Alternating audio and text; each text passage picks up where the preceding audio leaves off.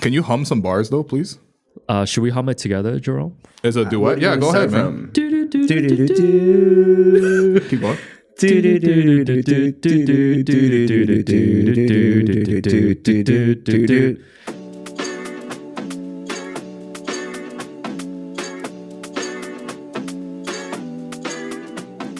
Hello and welcome. I'm your host, Wolu.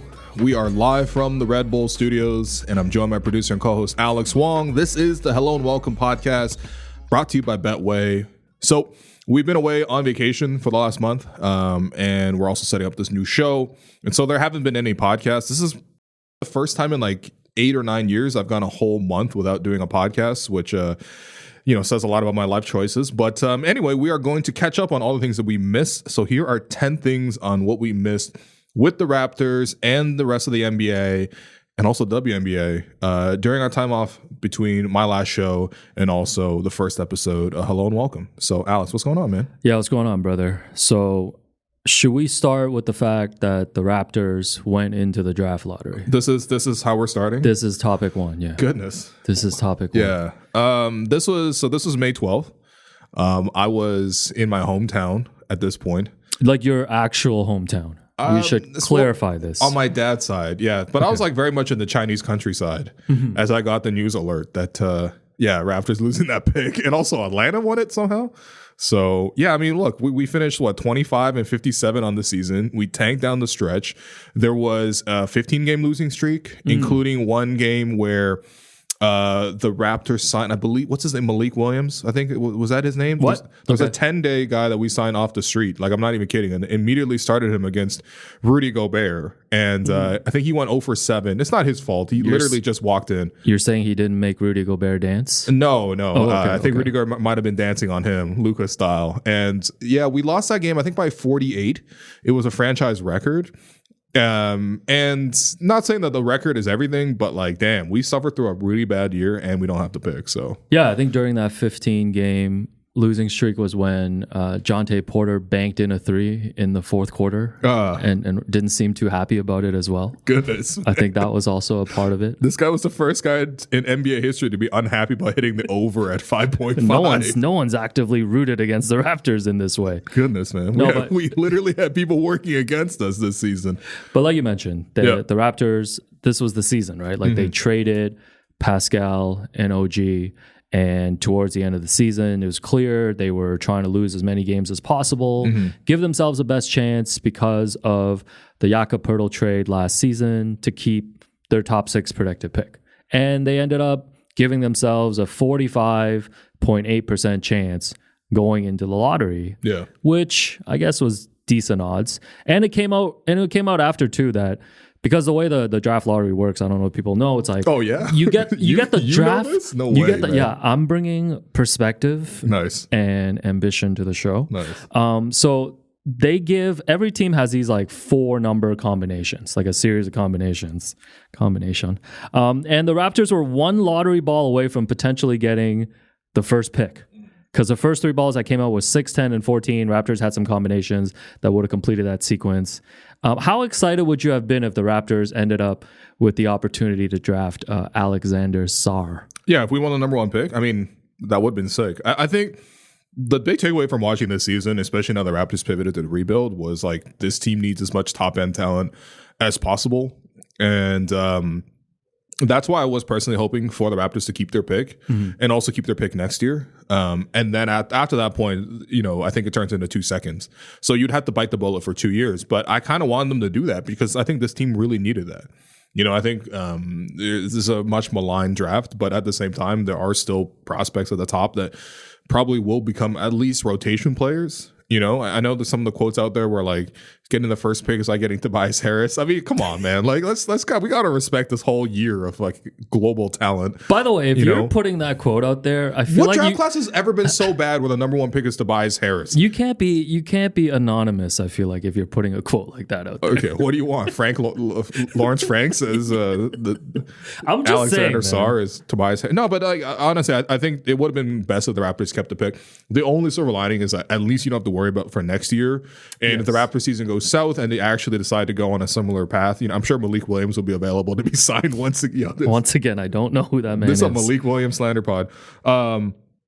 Yeah, like at least at that point you control your destiny in a draft that is obviously much better than this one. But look, the Raptors need all the help that they can get, and so this was really unfortunate, And San Antonio on the flip side gets 4 and 8, 8 from us obviously in Toronto. So Wemby will be on his way, and I know that there's gonna be a lot of griping, but I think it's understandable though. Like it really is the big inflection point. Like the big mistake in this whole process was like Raptors choosing to double down on the team that was, I think, 6 games under 500 at the trade deadline when they had traded for Jakob. And Jakob clearly improved their level and clearly addressed the need that they had in terms of a center that they didn't have on the roster for 2-3 years, basically, since Mark and Serge both walked in the same summer.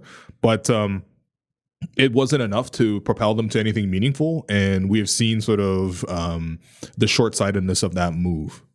So it is what it is. At least we move on. But it would have been great to add a top prospect. It really would have. That was the thing I was going to ask you is like, now that you get to look back, now that we know that the pick is going to San Antonio, and now you look back at the trade that they made for Jakob, like, I kind of consider that probably the biggest blunder of like Masai's tenure if I look at it, because like you don't even just look at the trade. Like, okay, like you mentioned, at the time they were coming off a season where they made a first round appearance with Scotty.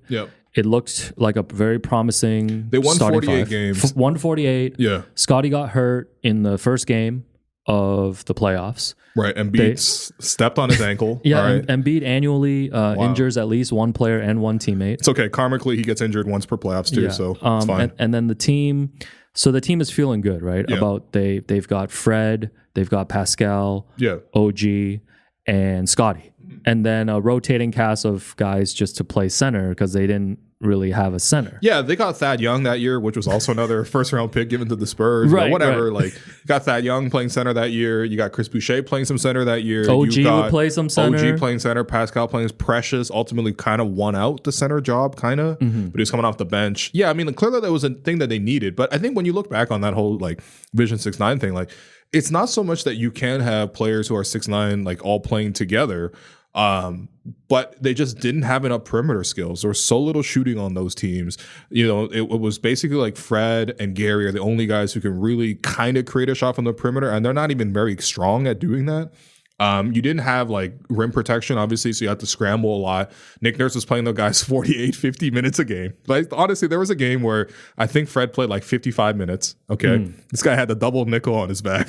Okay. So, I mean, they clearly had some weaknesses. Now, the following season, they got off to a terrible start, and there was all sorts of reasons for that. Pascal got injured. I don't think Fred came into the season like good at all, quite frankly. And then Scotty also really struggled with, the start of that sophomore season as well. So there are all sorts of issues. We've seen all the reports about like, the team didn't really gel together or whatever. It's pretty clear because they were losing by like 40 sometimes to the Pelicans.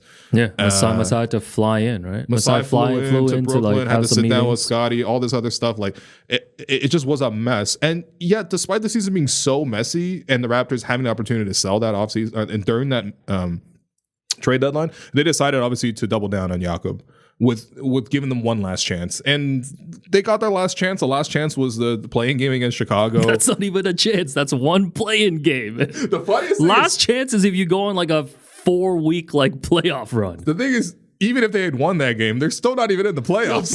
Bulls got the last dance. We got the last chance. Yeah. It's like a 30-minute episode, man. Goodness. Of just DeAndre DeRozan screaming. Yeah, that was tough. No, but at the deadline, clearly it wasn't the right choice. And obviously it was short-sighted. But that's the thing. Is like, it's not even just making that trade.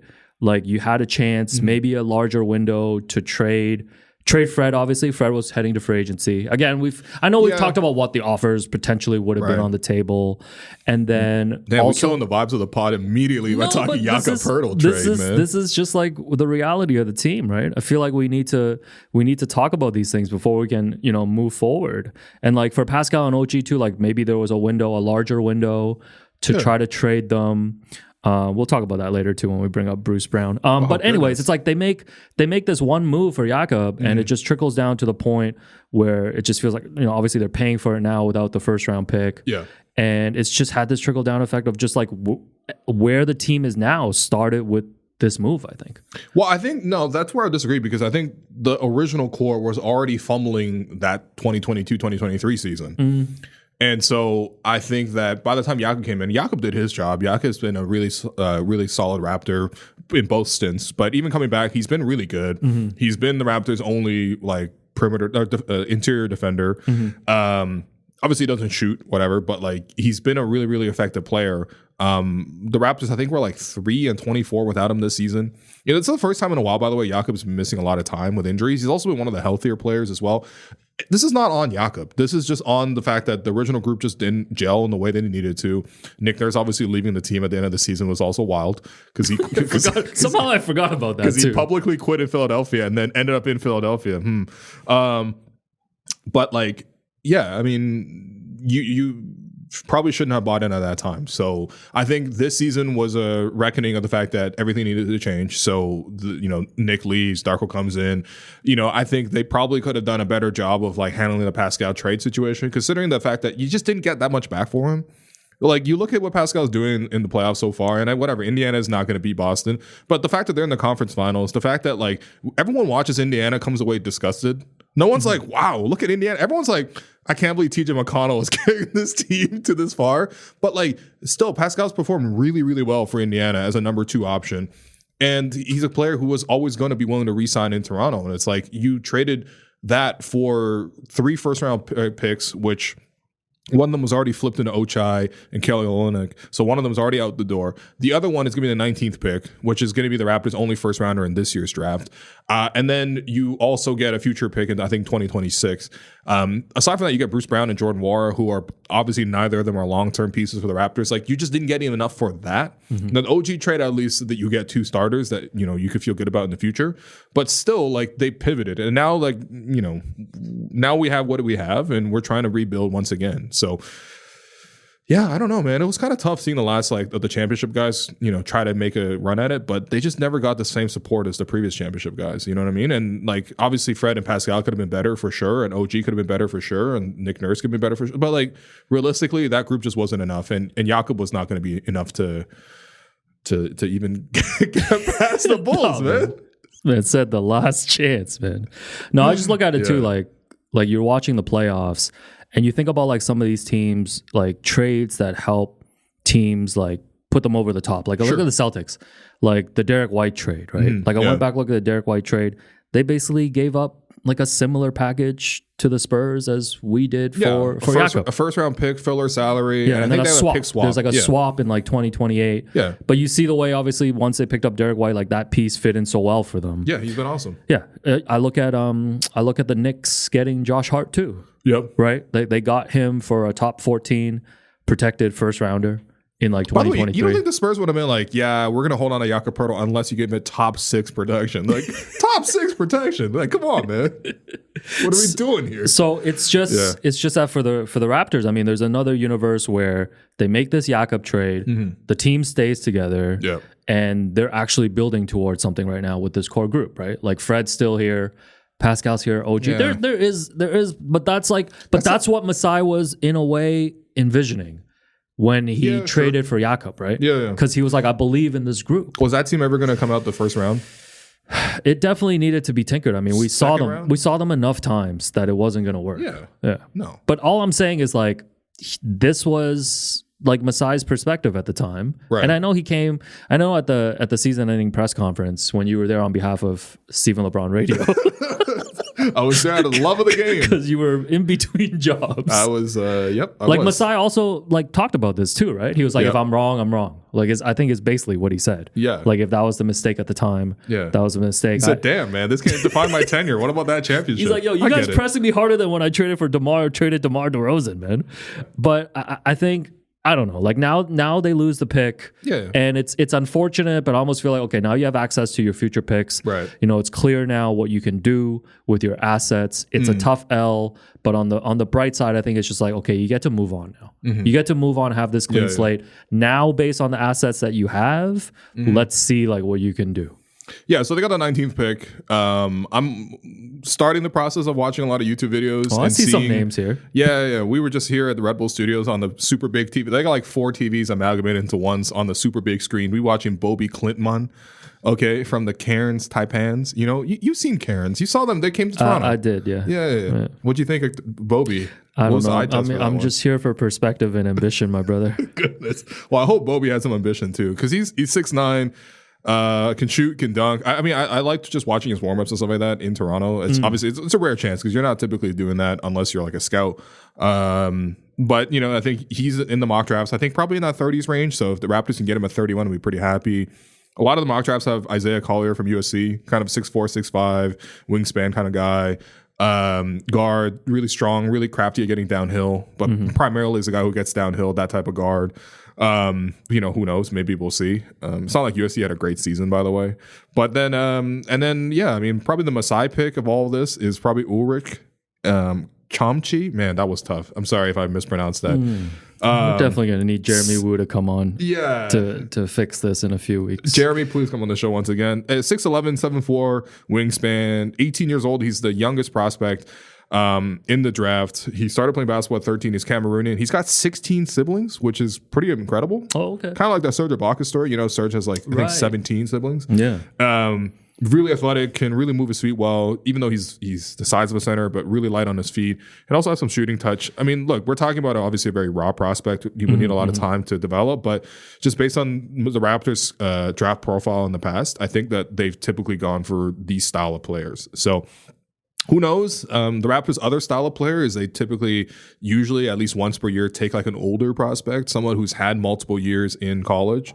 But yeah, this is where we're back here. We're back here at looking at the 19th and 31st picks, and you gotta have to get excited about it. So yeah, and I think it's about time for the Raptors. Like with the other aspect we talk about is like their player development and like what kind of players have come out of the pipeline. Like, you know, it's about time we get a few good like development stories. Well, that was part of that was like the big sell with Darko coming in, right? It was like, okay, Nick obviously is a guy who can play a guy 45 minutes and try to win the game, but like, you know. The big sell with Darko is like, you know, he can develop guys, and we saw Grady start the year so low that expectations dropped like literally below zero, and then he became really, really solid towards the end of the year. It was like the only reason to watch was like, oh man, is Malik Williams going to get the rebound and kick it to Grady Dick? Like, how many Malik Williams drops are there? I'm just saying, man. I should give you a little Malik Williams quiz at the end of this, but we don't need that. Fair enough, but.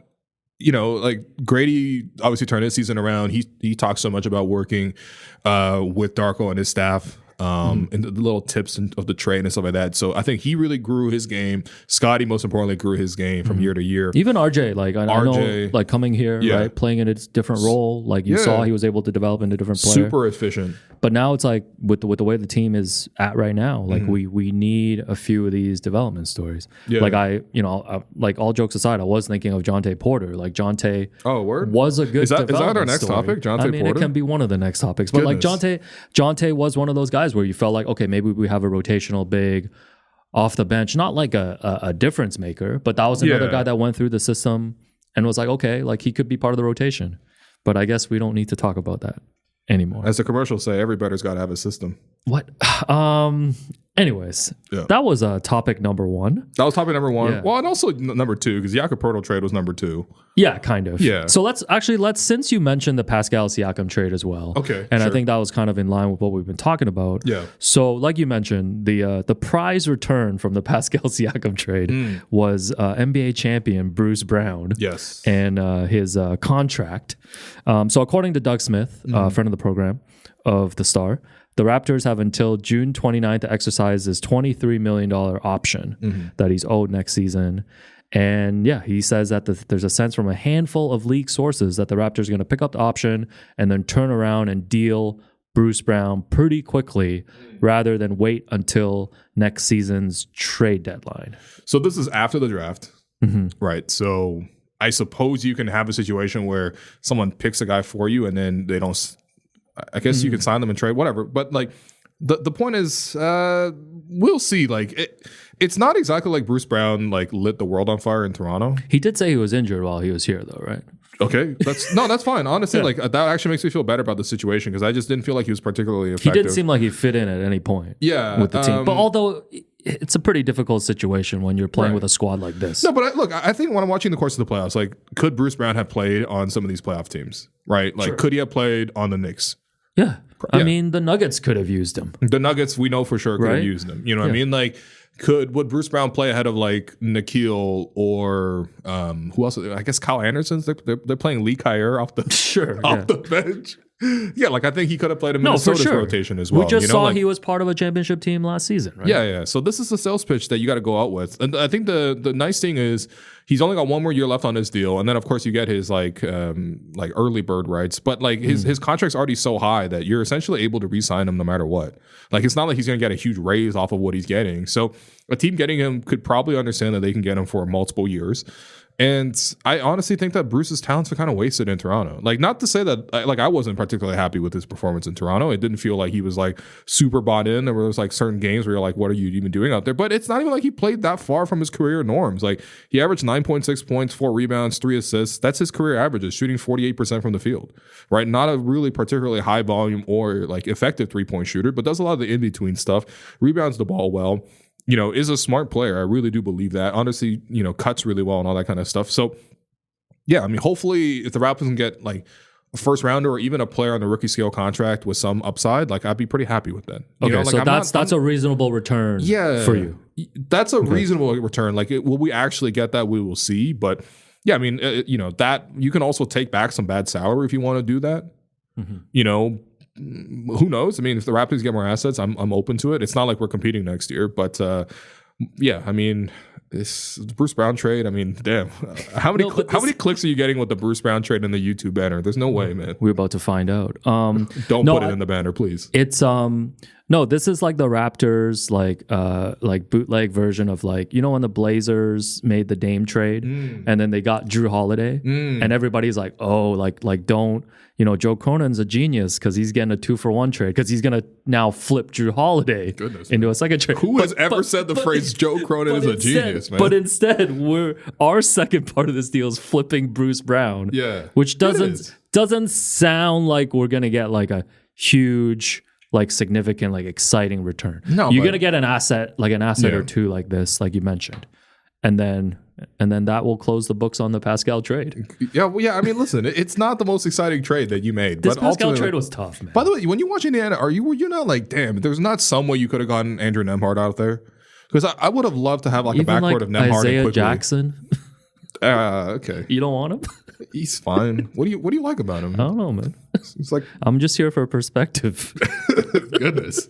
What about humor, man? Bring some of that humor. Come on. How do we not get any of those players from the Pacers, man? I think we waited too long, and I think also when you think back on it, like the league is kind of just lower on Pascal than whether it's us in the Toronto market or just I don't know, but like there isn't that. It didn't seem like there was like some sort of big demand for Pascal. You know what I mean? Like, maybe it's because he doesn't shoot that effectively from three. Maybe it's because like he's not a lockdown defender. I would say he's like average. But like he brings a lot of good things that you need. And we're seeing that with the Pacers. Like, yeah, Pascal has some ups and downs, but Pacers, the way they play, like a lot of the game he doesn't even get the ball. And it's not like he's a guarantee to score every time, but like he's like so far in the playoffs, the most effective, like most highest points per play is Pascal getting the ball in the post. And he's done a great job. You see him going one-on-one against like Jaylen Brown, against like Drew Holiday, against Derek White, against Al Horford. Like guys are really strong defenders, and he's still scoring over them. So it's like after all that, like you know, 3 first-round picks sounds great until you realize none of them are going to be in the lottery. And you got no prospects out of that. Like, it's actually kind of unbelievable. Like, there should have been another team that stepped up and topped that offer. It really, and even though, like, the rumored Atlanta offers were like, what were they? You know, DeAndre Hunter, and like they weren't willing to give up on AJ Griffin, who didn't even play all season. But those trades didn't excite you. And like Kobe Buffkin, who I liked in the draft, but hasn't really popped off yet, other than G League. So, like, that wasn't a knock your socks off trade package either. So I don't know. I felt like the whole league was down on Pascal. Maybe it's because they didn't want to pay him the max. But like a team like Indiana, it's like they're not going to sign a player of Pascal's like quality just out in the open market anyway. So anyway, good for Indiana. But like the Raptors really, it seemed like they had only one team to deal with, and so they're giving you Bruce Brown and Jordan Moore. Yeah, that was tough. Yeah. All right, we'll see what happens with the second part of this trade with Bruce Brown. We got to increase the vibes of this show, man. These are tough. Jakob Poeltl and Bruce Brown, that's tough. This is tough. And losing the pick. This is Raptors, though. This is really where the Raptors are at right now. What about the next topic? Which one? Nets announced that they're retiring Vince Carter's jersey. Another more great news. Okay, we'll get this out of the way, and then we'll get to the good stuff. I promise. Where is the good stuff? It's coming. So, earlier this month, the Nets officially announced that they're going to be retiring Vince Carter's jersey next season. And some Raptors fans were pretty upset at the announcement, basically because Brooklyn kind of, went ahead and did this without the Raptors having made any official announcements, because considering that Vince is being inducted into Basketball Hall of Fame later this year, and the Raptors have pretty clearly teased and spoken about plans around Vince for their 30th anniversary season next season, including I think on an Open Gym episode to wrap up the season, they had, RJ Barrett wearing the Raptors jerseys from the Vince Carter era, teasing the purple jersey, all of that stuff. So fans are pretty upset that Brooklyn's going ahead and doing this, I guess, first. So I guess the question is, should Raptors fans be upset? I have to acknowledge that, in terms of my lived experience, I became a Raptor fan the very last season of Vince Carter in Toronto, 2004, 2005. And so, there's that. So I can't speak from firsthand experience, but I think that what's there to be upset about, really? You're both going to retire Vince's jersey. Do you want to be first? I guess you could have. I think it's about wanting to be first, and I think Raptors fans just feel like Vince's career and the impact that he had in Toronto is always going to be tied to this city. But I don't understand how that ties into New Jersey retiring. First off, you're going to be in Brooklyn. First off, Brooklyn's are they even going to sell out this game where they retire Vince's jersey? Come on, man. If we're there, are they going to be in the Izod Center for this? Oh man, is Richard Jefferson going to be in attendance? Jason Kidd? They should probably retire against the Mavericks in a game, and then they should have Jason Kidd be there part of it. We should actually tap in Jerome on this. All right. Because Jerome might have some thoughts about the Vince Carter era. So Jerome, hearing this news about the Nets retiring Vince Carter's jersey, should Raptors fans be upset that the Nets are potentially doing this first? No. Is the short answer. I don't know. I saw a lot of people that were very upset. They were just like, how could the Nets do this? They got to let the Raptors do it first. That's... do they? They don't operate. They're not partners in this. Yeah, no, yeah. I'm not on that side at all. Okay. And I was thinking about it more too. It's Vince... I think people are upset that the Raptors didn't do this first. Yes. Considering that Vince has been retired for 5 years now. Right? So... Yeah, and they've done a lot of stuff towards the end of Vince's career to really kind of just repair the relationship and stuff like that. And Vince has been super open to it. But even if you look at the careers and stuff, Vince played in more playoff games and had more playoff series wins in New Jersey than he did in Toronto. So arguably he did have more of an impact in New Jersey. Although on the court, who does think of Vince Carter? When you think of Vince Carter, who thinks of him in a Nets jersey first, though? There's no... I don't think anyone... You know what I mean, though? Yeah. You think of the dunk contest first, you think about Toronto first.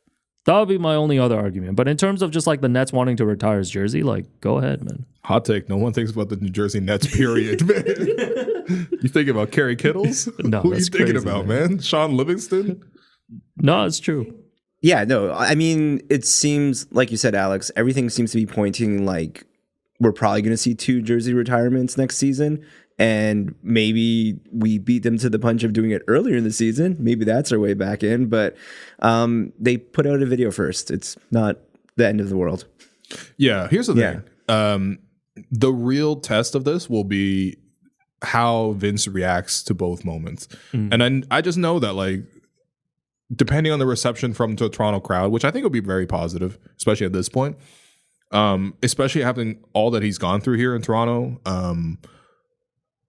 it's going to be a way bigger reception and a way bigger response from Vince in Toronto than it will be from New Jersey. So it doesn't even matter. you know. No, I think that's fair. Yeah, I think honestly, Raptor fans were like, how could you let some other team beat you to this punch? But we also understand that like it took some time for people to really get over this idea. I think what really helped with people getting over Vince and the way he left was just like Toronto winning the championship, and it was like, all right, now we're not only known for like players leaving and Vince whatever blah blah blah. Like now they're known for like, you know, winning a championship that one time. He also had that who also left. He had that proper welcome back moment when he was with Memphis, and they did the full video package. Yeah, he was very emotional about it. He was too, very I emotional remember. during that. So I think like at that point moving forward, it felt like everything was kind of buried at that point. And then add on top of that, of course, there's the championship, which makes us feel better about it as well. But I don't know. All in all, I think when it comes to the rollout out of it, and Alex was mentioning a little bit, is just in terms of like the iconography and the ways that you can apply Vince's image with his respective team. I don't know that you're going to match everything that we're going to be able to do from a Raptors front versus a team that doesn't even technically exist. Right. Yeah, and They should have to go to the Izod Center for this. Like, I need. We'll go to the Izod I need Center Bobby for Marks this. to be there as assistant GM. I need. No, Lawrence he's going to tell Frank that to story be about the head time coach. he signed Andre Karolinko under the table again.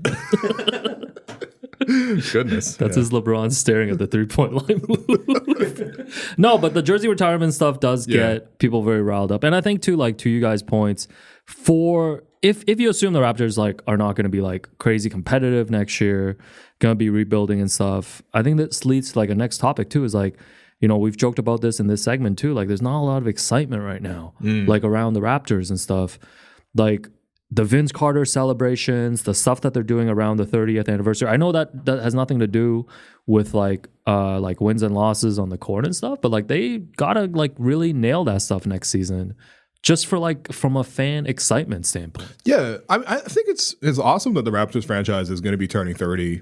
And you have to be able to, like, at least, especially after this much time, be able to celebrate people that were really important to you. Like, yeah, like Vince is like left in a way that was like heartbreaking, was probably disrespectful. I didn't live through the entire era, but I know obviously what happened, right? There were lots of moments where I know you, Alex, like I know like low key secretly you're a little still burnt about the whole thing, you know, like I've never gone over it. You know? Yeah, a lot of people are like that, right? But at the same time, like, it's an undeniably huge part of the Raptors' history, and you can't celebrate 30 years without something huge for Vince. So I think the Raptors probably looked at it like, you know what? Yes, we can retire Vince's jersey anytime here. Obviously, there's a pandemic in the middle, empty arenas. They were in Tampa, whatever.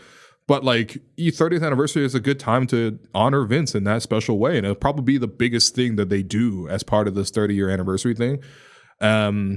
And yeah, I mean, I don't know, man. Aside from all the hurt feelings, like it will be cool to see him back, and I don't know, wear the jersey. You think he's going to be wearing the purple? Like, sorry, man. I wasn't here. I was in China when Vince was doing all this. I love how that's your excuse for anything during the Vince Carter era, man. Like, what am I supposed to say when this guy's just like, yo, I wasn't here. I was in China. Yo, that's what I'm saying. Like, when Vince... Okay, so when No, Vince, you never went through the emotional roller coaster of Vince Carter. let me just tell you, okay? Yeah. When Vince stepped up, rubbed his arm, and then put his arm through the hoop, Yes. right, in Oakland 2000, Yeah. that was like February, All-Star break time. I was in Tianjin, China, getting ready to pack up my toys and my books as a 7-year-old so we can come to Canada. Yo, what Okay? toys? What Like, do you remember? Do you remember what toys you packed here? Like, what were your prized possessions? So- where you had to be like, yo, I need to bring these from Tianjin. So I brought over a set of like illustrated, like, what do you call it? Encyclopedias? Okay. Like small illustrated children's We reading encyclopedias. Sports Illustrated. You reading Encyclopedia Yeah, Illustrated. I'm not even kidding. And Okay. one of them out of the 7 was just based on like weapons and like I guess military history or whatever. Yeah, you're a history buff. And I brought that in my first day of class, which we landed, I think, April 3rd, 2000. So I think the Raptors were getting ready to go to the playoffs. Again, I had no idea what basketball was or even the Raptors at this time, or who Vince Carter was. I was not concerned. April 3rd, we land in Canada. April 4th, I'm already signed up and going to my first ever class in Canada. obviously I didn't speak English at all, so they had me on a separate class or whatever. But I just brought my little books, and the teachers, like, after the first day, like, called my parents in and were like, your kid can't be reading about weapons in grade crazy. 2. Like, what's wrong with your kid? So yeah, that's what I was concerned with while you guys were in love with Vince Carter. Yeah, the Raptors played their first ever playoff series like 20 days after you got here. Cool. This doesn't mean anything to you. No, I was living in a bachelor's apartment, sleeping on the same bed as my parents, and we brought over like pots and pans. Like, this is what we were considering. We were trying to get my parents jobs, figure out where I was going to go to school. Walking to the grocery store 2 kilometers away and carrying that back to the apartment. Like, that's what I was worried about. That's a quintessential like I was immigrant not worried experience. about Chris Childs and whoever, Charles Oakley and Keon Clark. Was he on that team? Yeah, I think he was almost there. Yeah, he was almost there. Alvin Williams. Like, yeah, I mean, cool. Later on, I would dap up Alvin, and it'd be nice to me when we see each other. But I mean, like, So at you're this saying, time, so I you're was saying not when you concerned. run into Alvin, there are no memories come back. No, man. I mean, I just remember him as number 20 on the Raptors. Yeah, that's crazy. Honestly, him as a number. The funniest thing is with the Vince Carter trade afterwards, and I was only starting to be a Raptor fan. A friend of mine, shouts to David. He liked to write raps and rhymes and stuff like that. And he's like a Chinese guy too. And, Like me. yeah, basically, yeah. The original Stephen LeBron. And he wrote something where the bar was, why do the Raptors have 3 Williams on the team when they're all cold like ice cream? And I was like, yeah, we really had 3 Williams on the team. Like 20% of the team named Williams. Forget It's about crazy. that. That's a tough bar, man. Yeah. That's a brick? No, like that's I don't know. Shouts to David. That's though. not accidental Bronson? Shouts to David though. All right. But yeah, no, I think it'll be really exciting whatever the Raptors do, and they really need to lean in, man. Yeah. Because that's really like the last topic. Unless you have anything to say about Jontay Porter's lifetime suspension. Yeah, I mean, that was... Yeah. I mean, once he was found guilty of this, which he was always going to be found guilty of this, like, there was no other solution that would come out of this. Like, it's... Again, I was probably the person that I heard talking about this the most from this angle was just like, I can't believe that somebody was cheating against the Raptors like that. Yeah. Because the Like- reports were he was putting the Raptors to lose in his parlays.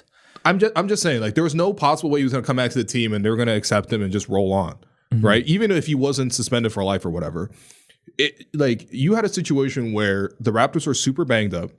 They were super difficult. You signed a guy in to get an opportunity of a lifetime, really, to play in the NBA, especially given through all the injuries that he's gone through, right? Multiple ACL injuries, all that, like everything like that.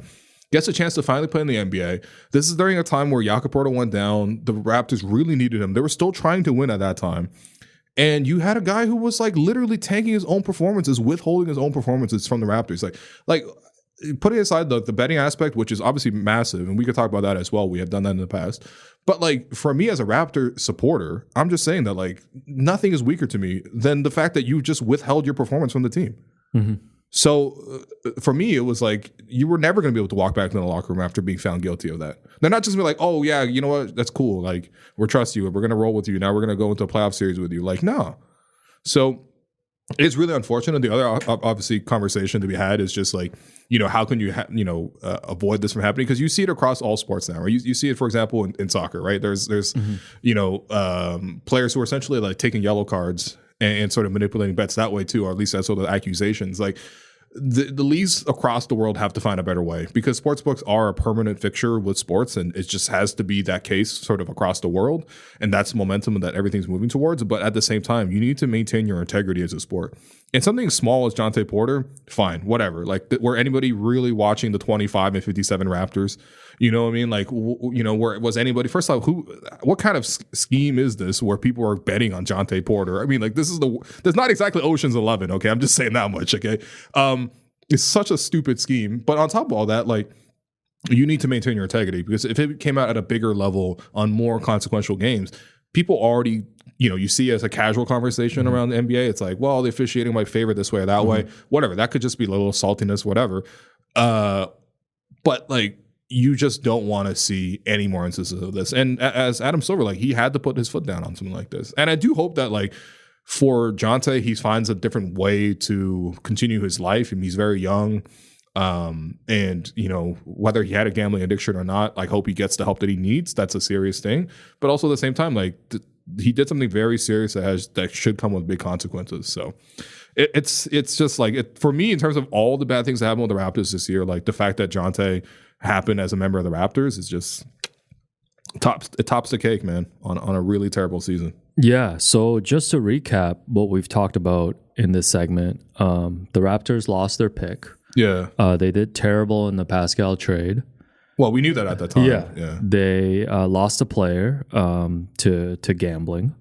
And the Nets beat the Raptors to the Vince Carter jersey retirement. Well, I mean, I'm just saying, I think we might have picked a good time to go on vacation, relaunch the show, and come back with popular topics. And look, listen, that's obviously where the Raptors are right now. Mm-hmm. Okay, we're at like hopefully the low point, and then we're hopefully going to bounce forward again. Take the 19th pick, take the 31st pick, do whatever you need to do in free agency, and then continue to watch the young guys. Because for me, more than anything else, you could say that. The other part is, I want to see what Scotty Barnes does next. I want to see what Grady Dick does next. Emmanuel quickly re-signing him, but obviously he's going to be part of the team.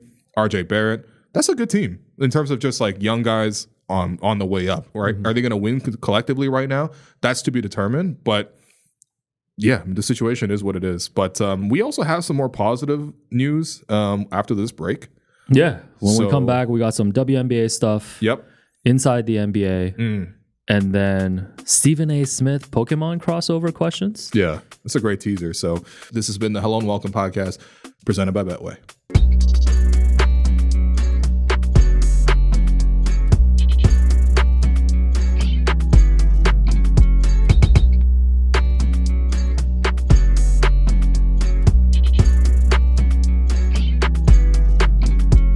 All right, we're back on the Hello and Welcome podcast presented by Betway. Hey, by the way, follow us at Hello Welcome Pod. That's on Twitter, on Instagram, on TikTok, which I will make sure to get a TikTok just so I can follow our own account, on YouTube, just everywhere, honestly. Please follow us. Obviously, we are launching a new project here with myself, Wolu, and also with esteemed author, someone with great humor, great ambition, great perspective. Yeah, I want to Alex know. Wong. What's going on, man? So I know what's the inside joke here? I know we've been joking about the humor, perspective. Yeah. What's the third one? Ambition. Yeah.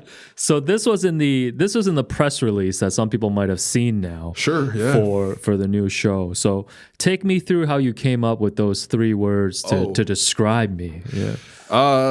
I mean, is it not true though? Those are the biggest things you bring to the show. I just want to hear the thought process. Yeah. Well, I mean, first and foremost, I think it's correct. Okay, first and foremost, humor. I mean, for people who are familiar with us from other previous projects that we have done, which shall not be named. Yeah, which we have collaborated on many times. But like, no, you bring a level of humor and lightness to content, which especially when the season goes 25 and 57, and you got to watch Malik Williams. By the way, Malik Williams quiz coming at the end of the show. Nobody wants that. In addition to the WNBA coming to Toronto announcement. Right, in Jerome, addition give us to the podcast stats on the drop-off rates for goodness. when Malik Williams quiz comes on. You know what? Well, so humor. I bring a lightness to your darkness. Is what you're saying for sure, like a yin and a yang kind of situation. Yeah, why, man? Because we're two Asians, man. Can there be literally anything else? No. What is the non-Asian version of yin and yang? Yo, yin yang pod would have been hard too, man. Shalom pod and yin yang pod. All right. Next iteration, we'll do those. You bring, for people who don't really know, but you bring a lot of ambition to the show in the sense that like you're able to look at,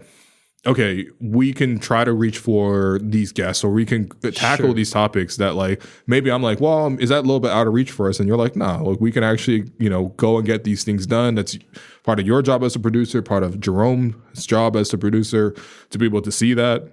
And what's the last one? Perspective. I think that's just another way for me to call you old. Man. This is what I thought. When I read your quote in the press release, I'm like, you just calling me old, man. Yeah. I appreciate it. Though. You're the Gandalf of this podcast. No, I appreciate it. I'm more like Aragorn, so you're more like Gandalf. Yeah. By the way, we're doing shout outs and stuff. Shouts to Division 88 for the music. Yeah, that's right.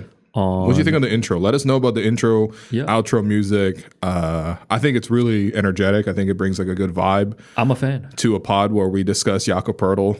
Yeah, and the trade and all that kind of stuff. It's good. Fan. Yeah, it's really good. Thank you. And also I know we're in the Red Bull Studios for launch week, but also shout outs to the Better Collective team. They're Absolutely. getting a permanent studio ready for us, Oh man. which we will settle into. Do you think they'll have these studio items there? You know, prehistoric cover story. Yeah, so for people listening on the pod, we have a little bit of a set, describe our physical set before we go dressing. to our actual topics. and there's this portable bookshelf type. And today we're able to bring in some of our favorite basketball / Pokemon related items. So what I brought in was a Hongxing basketball for the Year of the Dragon, Absolutely. and Jeremy Lin Raptors championship bobblehead. Doesn't really look like him. Looks more like Henry Golding, I gotta say. Yeah, looks Yeah. like every other member on the Crazy Rich Asian cast. Yeah, that's And- basically Ronnie Chang. Yeah. Come on the pod, Ronnie, Yeah, he will be on but the not live. We gotta edit. We gotta And edit. no questions about Kobe Bryant. And you were kind enough to bring in copies of Cover Story and Prehistoric. Yeah, these are the ones I actually did read. yeah. Despite the fact that there's a bookmark and cover story that's about 80 pages in. I didn't want to. Don't look at that. ask I read the about whole that. book. Don't worry, man. Jerome Yeah. brought in his own championship ring. You can I'm take it gonna out. Why don't you touch show this, it to the? Yeah, Jerome, speak to us about this. You were a member of MLSE. Yeah, I covered. Well, I was a member of MLSC from 2017 till 2021. I'm gonna bring it to my area over here. There we go. Yes. It is your ring after all. This is my ring after all. Yo, that's sick. And during the championship run, I was working with one of my producers, Tony. Shout out Tony. We worked on covering everything that was happening in Jurassic Park. So. You've seen Jerome and Drake videos. Yo, Jerome, you always post that one clip. I see a lot. This was, I think, don't post it. That's the thing. I'm not I the one see that it a lot. You see it a lot. This is, I yeah. think, this was during Game 6. It was I wanna during say. Game 5, I Game believe. 5? Game 6. It was Game Was it 6? Game Was 6? it when Clay hurt himself? It's when Clay hurt himself. Okay, yeah. And what had happened was Takia with Bar Down over DSN. She caught this video of Drake reacting to the injury itself because they were showing on the screen all replays, all the replays and everything, and it's a very melodramatic reaction to it. He's like tapping on his knee. He's like, tapping on his knees, looking away. He's covering his face and peeking. He's doing all that, and then in front, supposed to be doing his job is me. Reacting to the same because I'm just watching on screen. Very distraught. Very about visceral Clay. reaction. Very were like, visceral. oh, man. Yeah, I looked away. It was not great. I can't take anything kind of graphic, gory. So Can you, as the editor, edit in that reaction, please, to this we can video? do that. Yeah, we can put that in there. Danny Green, he's making a play on the ball, and this is the playoffs. All right, if you watch playoff games over the last 60 years, It's a clean play. it's a clean play. You're making a play on the ball, so he landed awkwardly. They're going to take a look at it. Mark Davis will take a look at it, but I think Basketball, man. Perfect. Yeah. Perfect. That, man. And- Yo, this Yeah. ring is sick though, man. Because we only have the replica. Sorry, I'm touching this ring. No. Go It's for it. heavy. It's got a little Man. engravement on the side too. Look at that, man. Yo, put the Lord of the Rings music on this too, man. Do you remember we had a chance to touch Gollum. Jody Meeks' ring on opening night? I think Oh, it was, yeah, I think it was yeah. Keyshawn. Keyshawn Yeah. had a chance because on Nice. ring night, Jody Meeks showed up in a full suit, probably from Sam's Taylor's in Hong Kong. Okay, we'll get to that too. We'll get to that. And yeah, he was there. He made sure he was there to get his ring. Oh yeah. Why would you not, man? I was trying to think of who else. Eric Moreland. Did Eric Moreland show up for that He one? showed up for that one. Yeah. Okay. So Kawhi the only one that didn't show up for that one then. Pretty sure he was playing at 10:30 that night for the Clippers. Goodness. How much? Why was he not there, man? How much do you think if you took this to a pawn shop? I have no idea. Don't pawn your I, ring. no, man. like, don't pawn. it. Obviously, But I obviously. am Offer it to me curious. first. all the please. content opportunity. I I suppose. am curious we the can go. value of like this ring because Yeah, how much would you pay for Jerome Chang's? Because they made different tiers of rings, right? Yeah, so mine is These are like the rings given to like the Elven lords, but this is not the one ring given to no. This Sauron. this isn't like first team. I think exact like MLSC exec senior staff and then like full-time staff. I was a contract worker, so this was our contract You got ring. the freelance ring. I got the freelance ring. Yeah. That's great. Because we got the media ring and it's Yeah. plastic. Like Right, it's right. the $20 The souvenir one. ring. Yeah. Yeah. The fan ring. Yeah, we got a fan ring. Yeah, for sure. The fan Yeah, That's fun, and there's though. like an engraving on the side, Yeah. which is fun. Instead of putting my actual name, I put BDR. Nice. Yeah. Nice. Yeah. That's sick. And then Will, what did you bring? What's my to contribution? In addition to your books, because I'm a great friend, and so Yeah. I brought your books. I brought some things that we got from our trip in China. Okay, there is a mahjong tile that is the fortune tile that is actually in mahjong, but it's made of wood here and gold. I think it's cool. I like it. Very nice. And then we have this other piece right here. It says in Chinese, "I want money." Oh, okay. Or pay me my money basically, and there's a gavel, and you just hit the thing in the middle. Nice. And it's a nice little toy. And then We should do a first episode, Oh honorary gavel. sure, Yeah, I think it's only fair. Absolutely. As the main even man. Jeremy agrees. Look at Jeremy Golding over there. How am I going to do this on camera? All right. There we go. Yeah. Wow. It's official. That's our new clap. That's our new clapper Yeah, from my now checking on. account feels wealthier already. Oh, absolutely. Please, sponsors get at let's us. let's not forget about this main centerpiece. Oh yes. that you brought in here. What do they call these things? Like the Funko Pop. Yes, Yeah. exactly. It's a Funko Pop of the Pokemon Wooloo, which was okay. introduced, I believe, in Scarlet and Violet, so Generation 8 or 9. I'm sorry, Pokemon fans. And yeah, it is a sheep. It's a black sheep.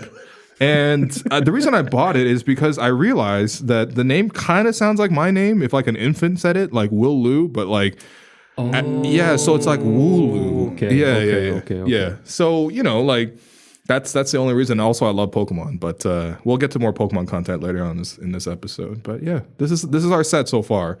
And shout out our jerseys hanging on the side That's too. right. We do have a jersey. Jerome, you introduced this because this is your jersey. Yeah, that's from Sloan, rookie made, formerly known as Drake's Cereal. It is part of her astrology sign jersey series. I'm pretty sure that's those sick. are still those are on sale. They're still available. Yeah, you should definitely check them out. Yeah, Yeah, Drake'scereal.com. I'm gonna cop me a Capricorn. Yeah, you need yeah, that. yeah. And that's my Scorpio one right there.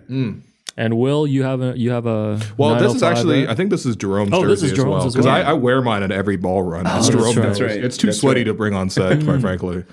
Most importantly, I wore this Bowlway Yeah. sweater, which I'm going to fold down my laptop so people can see it. It's an actual signed and I believe worn. From the set of when Scotty did his commercial. Look, it's signed by Scotty Barnes. Shouts to Bowlway, And shouts to whoever got you that. Yeah.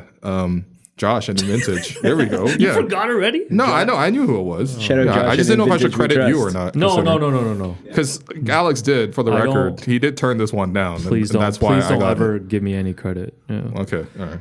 All right. So what are we talking about for the second half of the show? Let's get some good news on the program. Yes. WNBA officially coming to Toronto. It's officially announced last week. They're going to start play in 2026.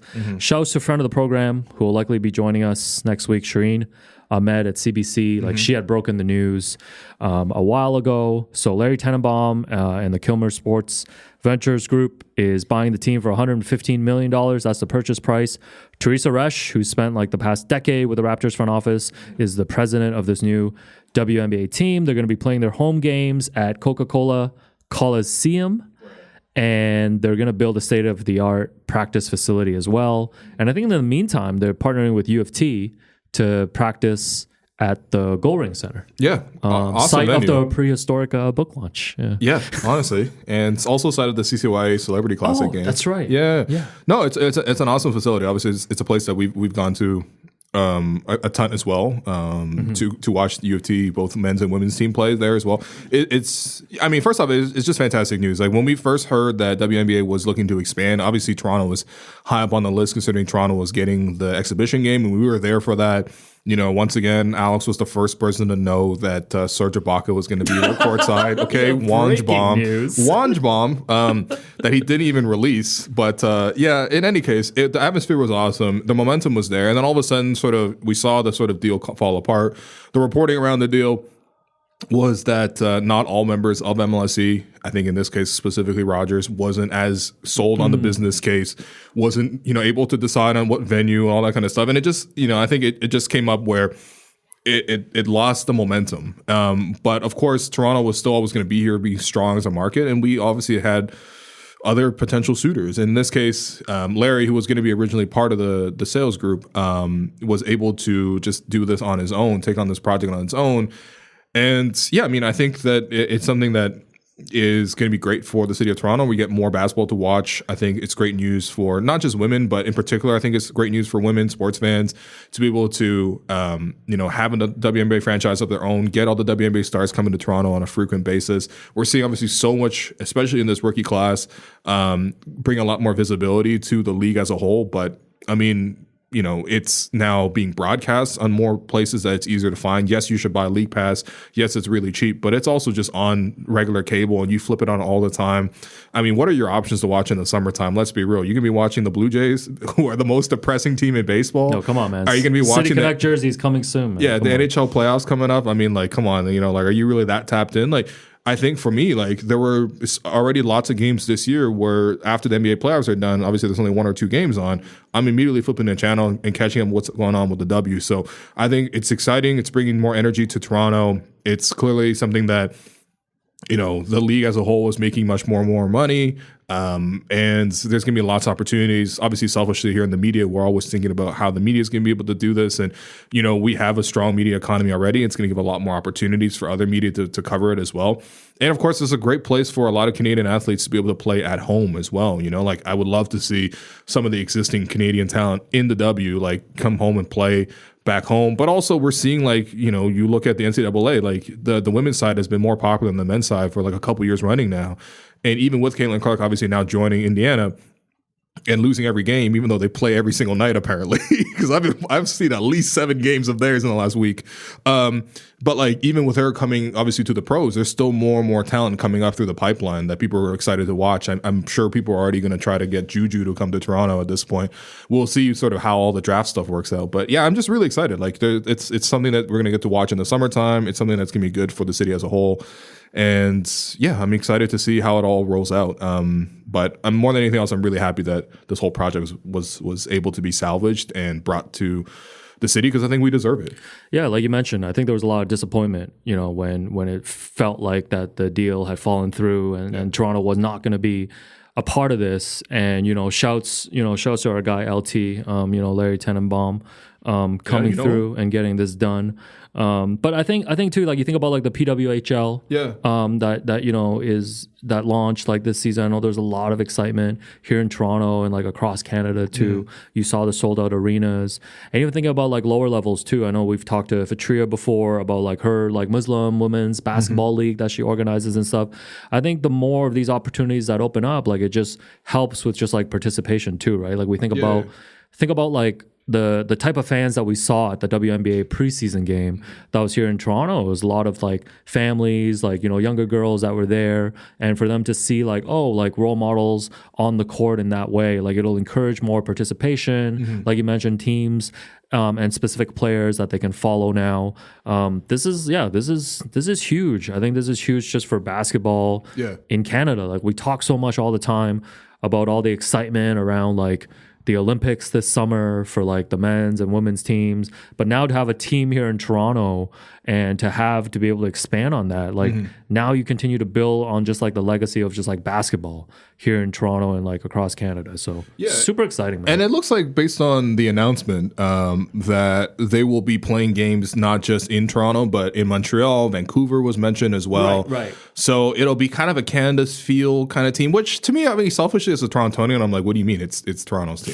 But I think that's a good move though, because you think about you know how the Raptors will do their preseason. That's preseason. They'll no, but that's what I'm saying. It's not regular season. Hey, we're in Edmonton. No, today but I think to play it's the good. Wolves. I think it's good that they're doing regular season and meaningful games because you see them the Montreal they play games in Montreal, right? I remember randomly remember Raptors Celtics having a really good preseason game there. Right. And it's I think Boston's only 5 hours away. To be able to have those games across Canada, I actually think that's really good. We should be able to share that with the rest of the country, especially if it's just the one team. Selfishly, I'm let's be honest. It's going to be, obviously the team doesn't have a name yet. They're going to host a contest and they're going to get submissions and we'll see what the name is. Obviously that's something that a lot of people want to know, but it's going to be Toronto. So I think as a Torontonian, because that's also all right, you know what it is? For a long time for the Raptors, it was oh, that's Toronto's team. Like, you know, the whole country wasn't claiming the Raptors that much, Right. I would say. And then, like,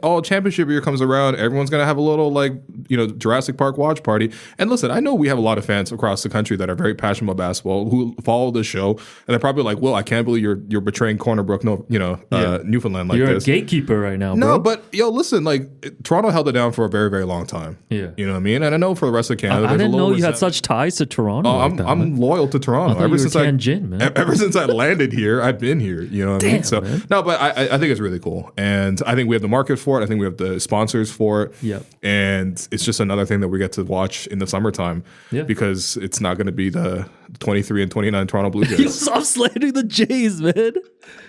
Congratulations to the Jays on unveiling your City Connect jerseys later They this look week. sick. They really do. Teresa Resch also said at the presser, like you mentioned the team name. I think that's like been a huge conversation for a lot of people. Yeah. She said, quote, we want to keep Canada at the forefront. We want something that really represents Canada. We also want to make sure that it represents women strongly, and we want to make sure it's like really, really cool. Jerome, putting you on the spot here. Any names that come to mind at the moment for you? And don't say she historic. No, that I would never take that The awful name audacious from and you. auspicious. The name that I personally just wanted this whole time, I'm not sure if it applies to a full Canada thing, is I want the Gyaldum. Yes, that's the one you've been pushing. Yeah, I've been pushing that one pretty hard. Yeah. That's pretty good. Okay. I like that. It applies to when you address me anytime I call you with Wagwan. Wow. Well, those are private. William, any names that come to mind since William of Xiaolong Pod and Fun Guys? Any creative names that come to mind? All right, first off, like I don't know if 3 guys is the best way to decide what the women's team's going to be named. Of course. Okay. Let's be clear All right, on sorry. that. Yeah, I'm just going to do that. I'm going to put all of them Let's on the be spot. clear on that. Yeah. I don't know, actually. We don't have like a strong, option for this. I kind of like the Toronto Rouge.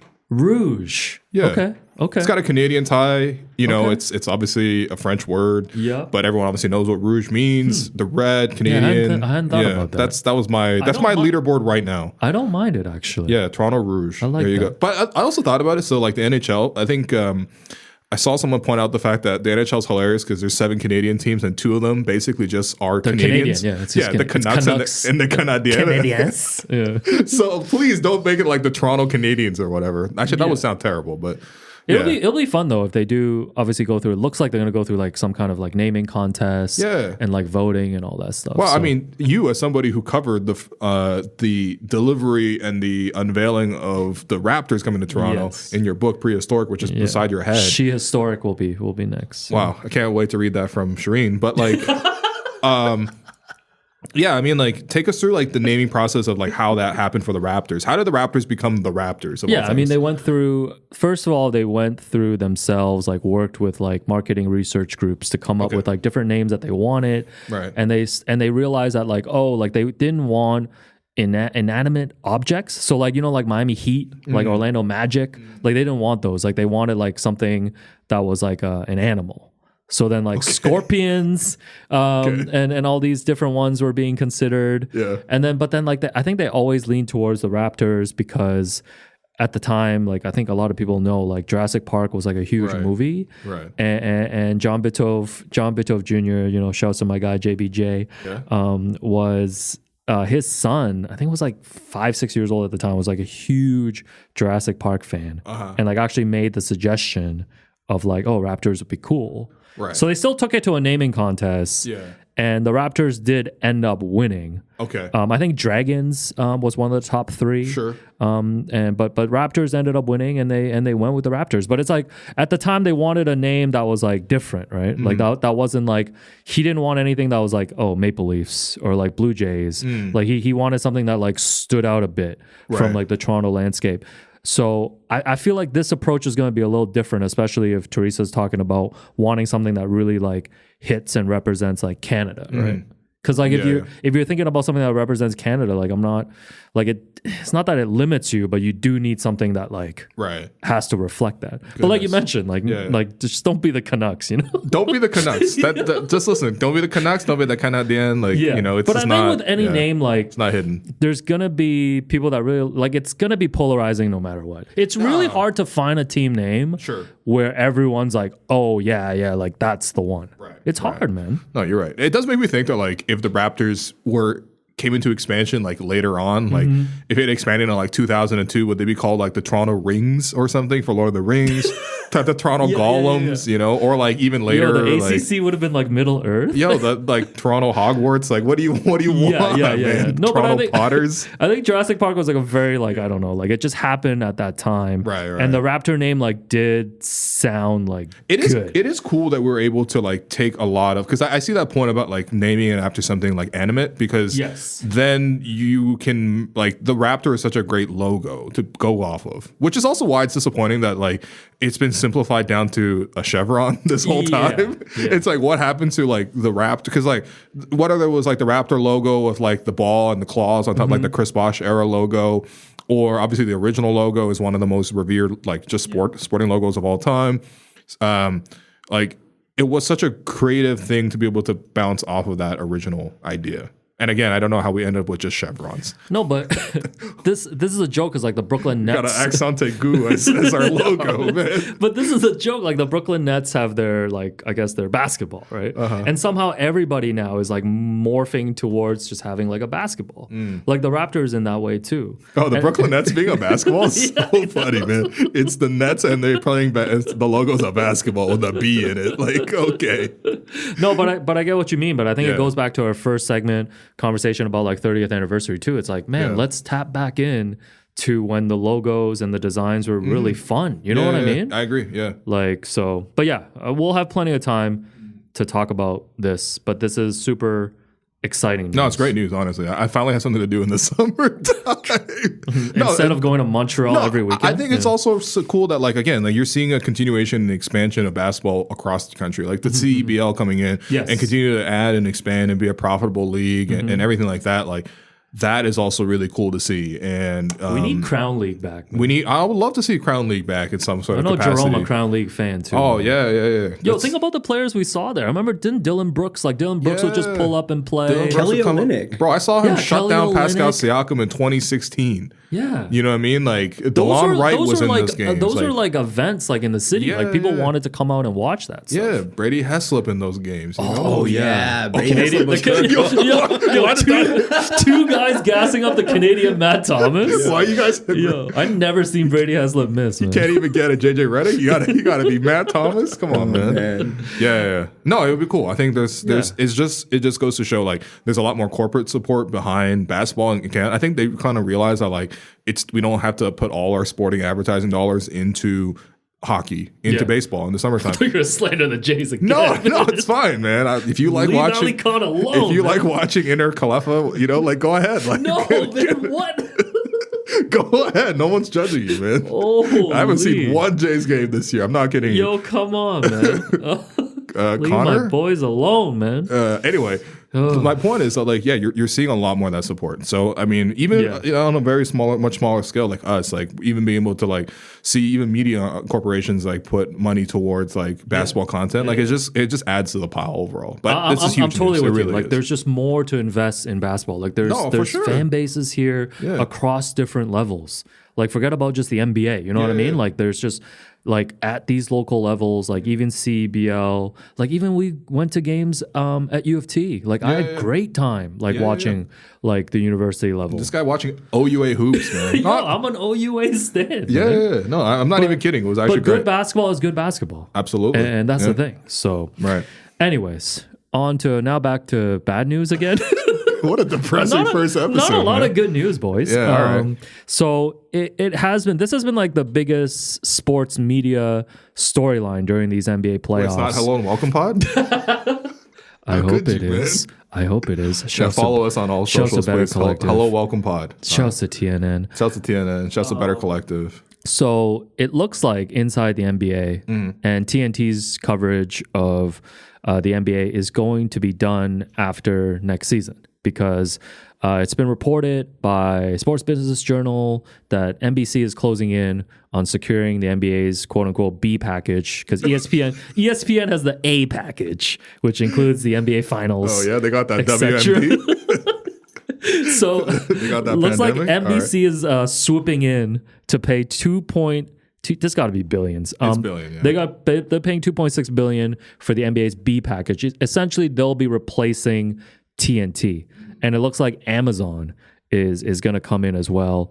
And this would take effect after next season. Right. So there's been all this talk because inside the NBA is this beloved program. I think for me, it's just like the standard bearer of like, just, I don't know, what do you want to call them? Like a post-game show, studio show, like a studio show. Yeah.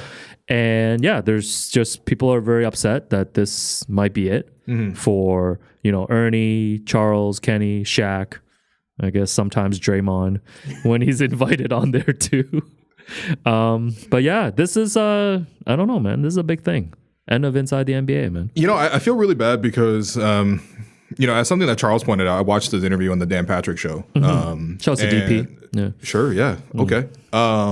Just clip that, no context. But, I think when these media institutions like fold, it affects more than just the top end talent that you see. Like that's the tip of the iceberg. But there's so many people working behind the scenes that are going to be affected by this. And whatever. I mean, that's just, people make business decisions and it kind of rolls downhill, whatever. But I think that, Inside the NBA has, first off, been doing this for such a long time, something that everyone's sort of become very familiar. And I think mostly like everyone loves it. Everyone loves how much that they're able to, go off topic, go off script. It's something where, I don't think that people are watching it so much for the analysis. And of course, the analysis is going to be good from former players, if not just a little repetitive over time. Basically Chuck's wanting everyone to go in the post, or Shaq wants everyone to go in the post. I get it. You know what I mean? But like, at the same time, like it's their ability to be silly, be themselves, have fun. And there's just not that many programs that have some joy on it. I think there's something that's very important, as I put in our press release. You bring a lot of humor to this program, okay? It's a real valuable thing in just any sort of piece of content that you do, especially something not that serious like sports. And I think that they remind you all the time that sports is not that serious and you're supposed to have fun with it. And that's why people, related so strongly to it. I mean, I'm hoping they're able to replicate that elsewhere. But it's not so easy. Like, without the infrastructure and the talent in the exact same spot and the audience, it's so hard to recreate that. Of course, that's a challenge that we're on right now as well. But it's something that hopefully they can do, because you just want to be able to see the combination together. The thing is, they can't get like unless Ernie amends his contract. Like he can't really go elsewhere to do the Charles show. came up with the idea of like he would hire Ernie as well. So he would hire him away from Turner, and Charles would put the whole show under his own production company. They're gonna go independent? Yeah, literally he talked about going independent. They're gonna have Hello and Welcome. hiring everybody. Yo. Yeah. And then they would do their show. I mean, there'll be plenty of support for something like that. You know what I mean? For sure. But I think it's just like, it just speaks to just how powerful the show is, that there's just a general consensus of like people wanting to make sure that this show is saved in some capacity, because like it's just such a part of, especially like during the playoffs, such a part of the viewing experience. No, it's why I'm always sad when like usually the Western Conference Finals are over, because you don't get to see them in the finals. Not trying to hear Bob Myers in the on the ESPN set. He's always like, I loved Anthony Edwards, and I was like, yeah. Anyway, regardless, like I think that's the thing that compared to, they're compared to ESPN all the time because that's their main competitor or the other network that carries the games. There's no joy at all. Yeah. It always feels forced. It always feels like they're going viral. It always feels like they're trying to do something that doesn't even necessarily feel authentic or real. Yeah. And I don't necessarily question the authenticity of what they're trying to be, because they're just being themselves. They're being themselves, and they're being funny, and they're being a little silly. And sometimes they're being vindictive, right? Sometimes they're being problematic. Like that's all part of the show, but it's all comes with them being themselves. That's so rare on television now, especially for four people to do it together. So it is really such a shame. But I guess, I don't know, man. Like, did TNT not have the money to do this, or were they outbid? Like, what happened here? I would love to know more answers. I'm not asking you that unless you got another Wange bomb for us. Wange bomb, which is all across the internet. No, apparently the Warner Brother CEO David Zaslav made a comment during the negotiations that TNT doesn't really need the NBA. Word? Yeah, and that Charles Barkley on Dan Patrick was like, I think that pissed off Adam Silver, and that might have played a part.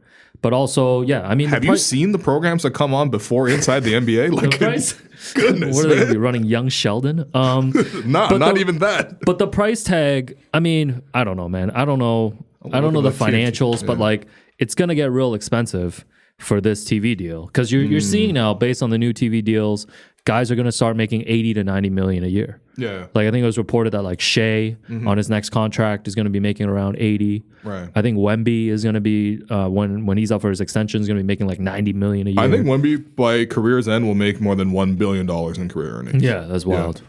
Not to be all Brian Windhorse about it, but yeah. Yeah, is he going to have his bird rights for all 18 seasons? Yeah, man. Oh, man. Have you seen this TNT schedule? Yeah, tell me what TNT's got cooking. So if you started watching TNT at 8 a.m., which is sicko behavior. you got Charmed. Yeah. Charmed for 2 hours. Okay. And that's a lot of charm. 10 a.m. Supernatural. You know that show? Yeah. That show ran for a lot of seasons. Yeah. Man. It's two white guys fight like. I think it's deeper than that, but yeah.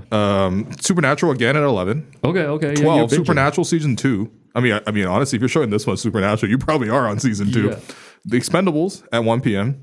The Expendables 2 at 3. Okay. The Expendables 3 at 5. Oh, man, a matinee trilogy? Yo, that's crazy. 6 straight hours of Expendables. Yeah. And which I believe has like a bunch of old action stars. Yeah. It's like when the Lakers try to win the championship that season with Dwight Howard and like Carmelo Anthony. You remember that was only like 3 seasons ago, by the way. Dwight Howard, Steven Seagal. Yeah. And then 7:30 they got pregame for the NHL playoffs. Oh, right. They have the Chell as well. Yeah, they got Chell. Yeah, they got the Chell. Yeah. Yeah. So I mean, like, I feel like they might need the NBA. Like, no, like, you know, how much NBA. Supernatural can you show? Because but that's a lot. I guess they would just be pivoting it away just from like sports in general, and just not being willing to pay the price. Didn't realize they were the Supernatural network, man. Now with NBC potentially returning, there's a lot of nostalgia for the Round Ball Rock song, which I know Jerome is very familiar with. And Will saw this on the rundown before the program, and he's not aware. Yeah, I was going to quickly look up Round Ball Rock. Yeah. His entry point was Vince Carter leaving the Raptors. So I think right, like that's so, that's right. Yeah, like so I think it's pretty fair that he wouldn't remember, because that's like, when you think of NBA on NBC, that's like Jordan. Like that's the 90s, that is right? Jordan. Like that's the high time there. That's the Bob Costas monologues. We talking Jordan Farmar or Jordan Clarkson? Those are my eras. That's Jordans. Peter Vesey, the OG Woj in the studio. Oh, word? Yeah. Marv Albert, Bill Walton, rest in peace. Right. Yeah. Matt Gukas. Yeah. You don't know Matt Gukas? Oh, My man Ahmad Rashad. Yeah, I'm not gonna lie to you. I don't Anyways, know, man. I'm sure we can put in Round Ball Rock in the post edits for you. Can you hum some bars though, please? Should we hum it together, Jerome? As a duet? Yeah, go ahead, man. Keep going.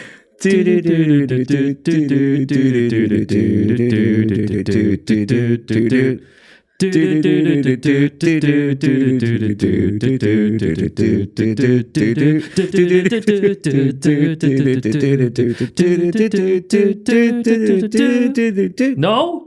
Yeah, I've heard the song, but I enjoyed your rendition too. Yo, I'm so glad we got Jerome here, man. I can't do that solo, man. Damn. Anyways, Wow. Yeah. people are super nostalgic about this. Yeah.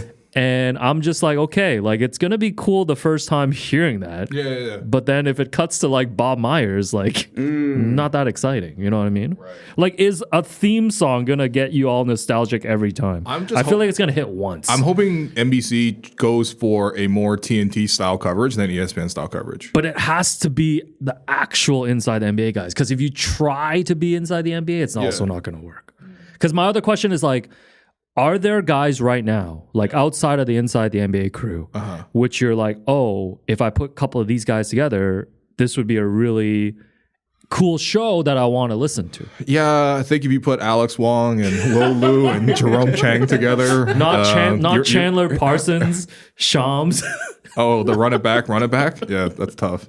That one's tough. No, but I'm saying though because like if you're saying like, oh yeah, they need to lean towards inside the NBA. Are there people from this generation? Because I feel like this generation now is like player podcasts, right? There's a lot of player podcasts. What are you gonna do? A 5 p.m. show Draymond pod? Like, no, but that's what I'm saying. Like, I think there's. I might want to watch Supernatural all of a sudden. TNT, you get into my vote.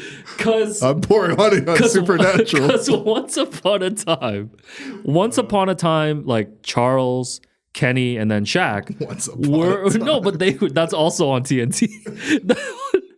But like once upon a time, those were the guys who retired and became broadcasters, right? And they became inside the NBA. Fair enough. Now we've got guys like, you look at like JJ Redick, even though I guess he's coaching the Lakers soon. Oh man, like JJ's made it in the booth. Right. We talk about all these other guys that are like doing podcasts. Like, is there a next wave of like retired player to broadcaster pipeline that can even come close to creating that type of show? I can't tell you who that is, but I can tell you some core components that would really work. Okay. I think number one, you need a former player who absolutely just loves the game, is almost a nerd about the game. I think that's one of the LeBron.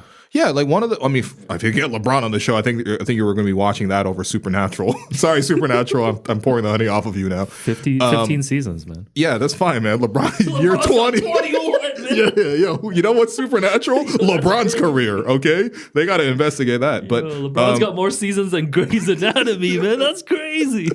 Shonda Rhimes got nothing on. Oh my god, Gloria James. But no, but seriously though, like you need somebody who's super passionate, who's willing to talk about basketball. Over and over and over again at a level that isn't too nerdy, but at the same time is very inquisitive and brings their passion to it. I think that's something that JJ has done really well with his pod. It might be Braun. Could be Braun as well. Like, Mind the Game is similar in that fashion. They got similar energy in terms of just two guys who match. I can't believe that's going to be coach and player next season. Honestly, I would love if LeBron, as the actual player, was also on TV. Did you see that? Imagine he was the pregame show and the show in the game as well. They were leaking reports that the Lakers think JJ can be the next Pat Riley. Okay. They're setting him up. They're setting him up, man. I think the other part too is super considerate, but like you need to be able to laugh at yourself in a way that isn't like so petty, isn't so macho, whatever. Like obviously there's there's a big portion of machismo that goes inside the NBA in the first place. But I think there's something about Chuck where it's like, you know what? Yeah, he will fight you, but also he'll take a joke. You can tell him he's got zero range. Can he bring me some water? Like Kenny being able to take jokes all the time. You know what I mean? Like Shaq, I think he's gotten so much better at this. But although when he first joined the show, he was super thin skinned. It was actually absurd. I got to give credit to Shaq. He's gotten so much better. And of course, you got to give them time too, because there's also like you get so little time in this industry now to invest in talent and let them grow, and it makes it impossible because who's going to just step in and be a natural right away? You're already limiting yourself so much. But in any case, like I think those are components that you can find, and especially you can find in former players. But hopefully they can do it. But it sucks, man. There's a lot of changes going on, I think KG's another good person too. KG will be good. Yeah. You remember when they did like I think it was called like Area 21 or something like that? Yeah, but he had the cuss button. Oh yeah, that's right. Yeah. No, KG's good. KG got good banter with Paul Pierce. You gotta get away from Paul Pierce. He can do better than Pierce. Damn. No, Pierce be moving different sometimes, man. Yeah. No, but isn't Pierce with Skip Bayless now? I think he got a new job. Yeah.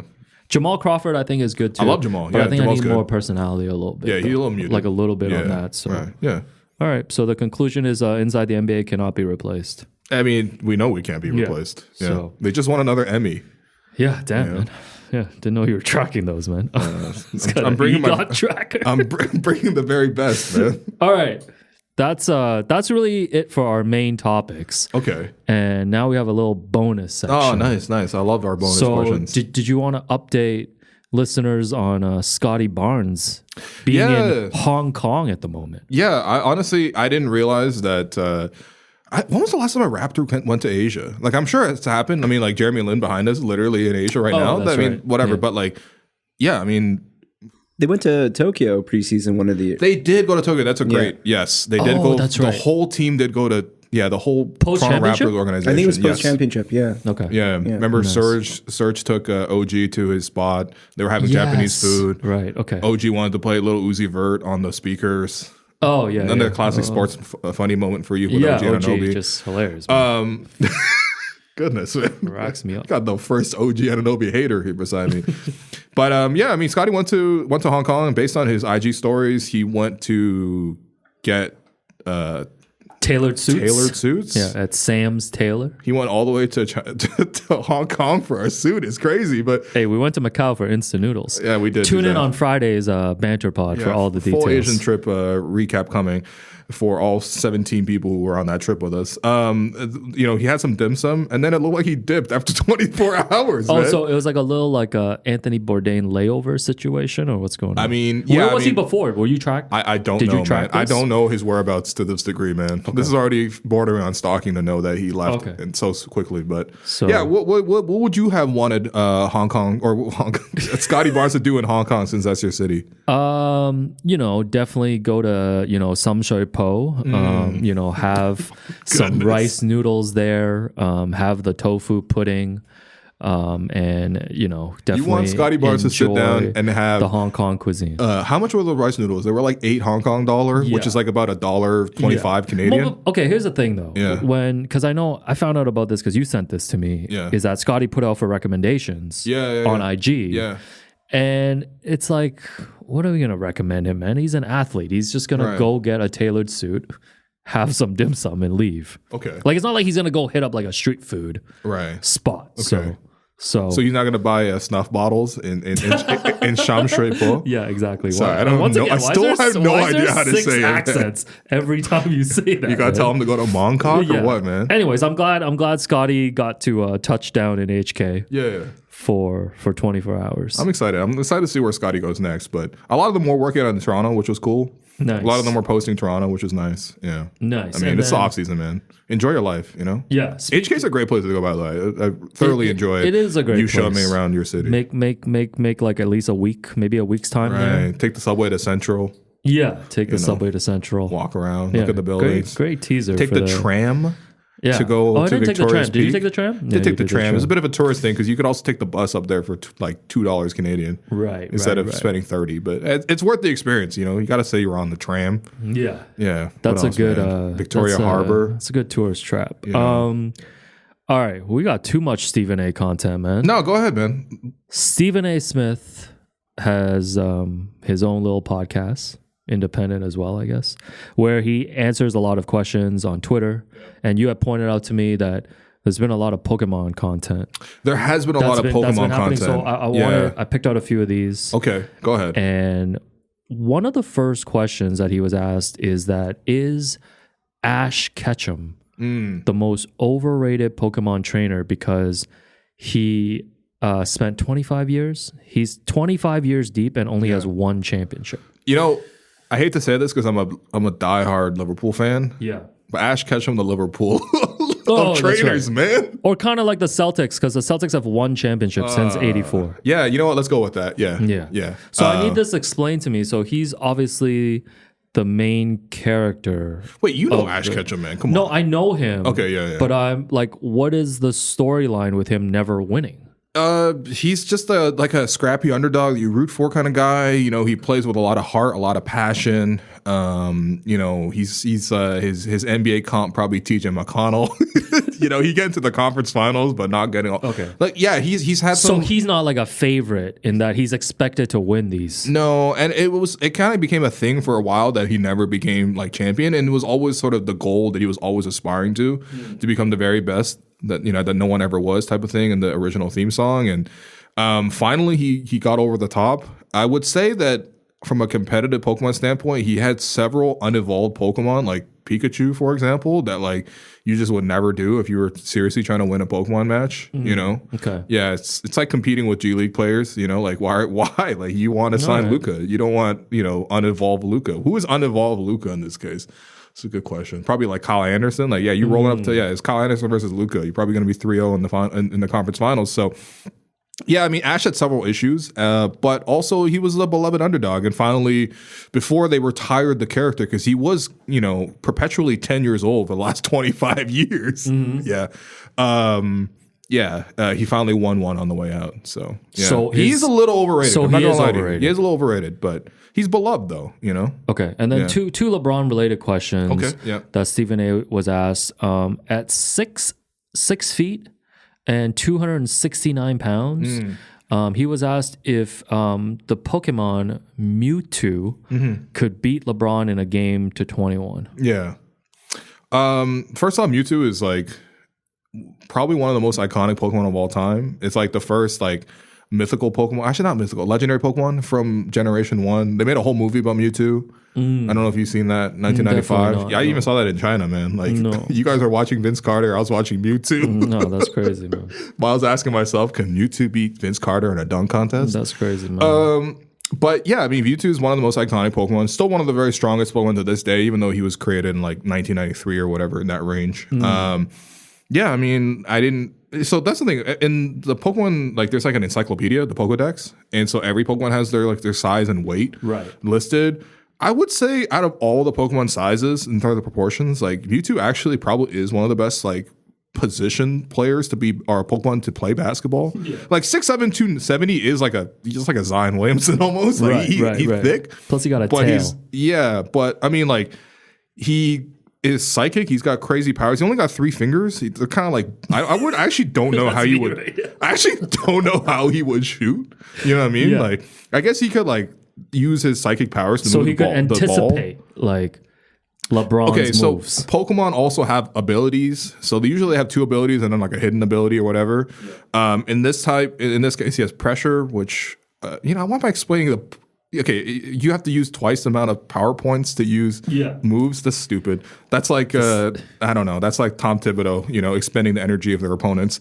And then Unnerve, which is a hidden ability, it makes Pokemon too nervous to eat berries, so they can't, recover. This is why I'm never going to get into Pokemon, man. Yeah? All right. Well, regardless. This guy's John Barry. The point He's calling him Brett Barry right now. The point is he got 3 fingers, man. And so, it probably would be a little bit tough, but at the same time, he has the tail. It's a lot of palming violations. I don't know if you can palm a basketball with 3 fingers, man. This guy basically has one of those massagers in his hand. So we're saying he's not beating LeBron. I think LeBron could probably take Mewtwo, yeah. Okay. Unless Mewtwo physically attacks LeBron, but that's a foul. Okay. You can't use psychic on LeBron and make LeBron faint. And finally, this is the one that I actually wanted to really ask you about. Okay, word. Stephen A was asked, if he went up against LeBron James first to 100, but the catch is that Stephen A starts up 99-0. Who is winning? So basically, is it loser's ball? Yeah, or so winner's this was ball? a debate that Stephen A had too. So Stephen A said if it's loser's ball, then he says he could win. Because he says if it's winner's ball, LeBron's just going to score every time 100 straight buckets. Yeah, I agree. Yeah. But he thinks if he gets the ball back, he could score 1 bucket on him before LeBron gets 100. I'm still. If they're playing for serious stakes, LeBron's not just gonna be screwing around or whatever. I actually think LeBron's gonna get to 100. I don't think Stephen A could get a basket on him. How is Stephen A gonna get a basket on him? Shoot it from half court? Put yourself in that position. Do you think you could get a basket? Absolutely not. Against LeBron? Absolutely not. What if you did the Kyrie running left-handed hook? He would block that he did on the Denver Nuggets. He would block me. He's 6. Yo, that's the move I would do.